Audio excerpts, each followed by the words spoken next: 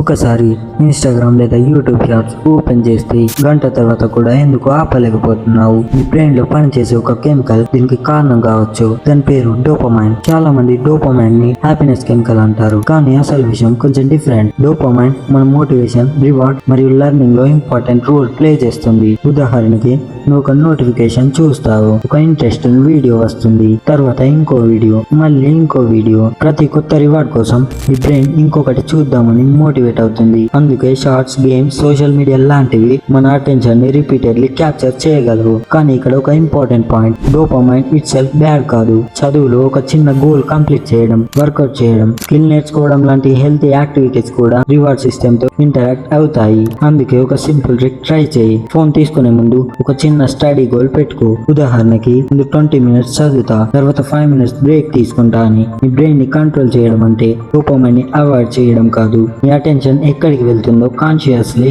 Decide చేయడం. And subscribe చేసుకోండి, లేదంటే నేను మీకు మళ్ళీ కనిపించకపోవచ్చు.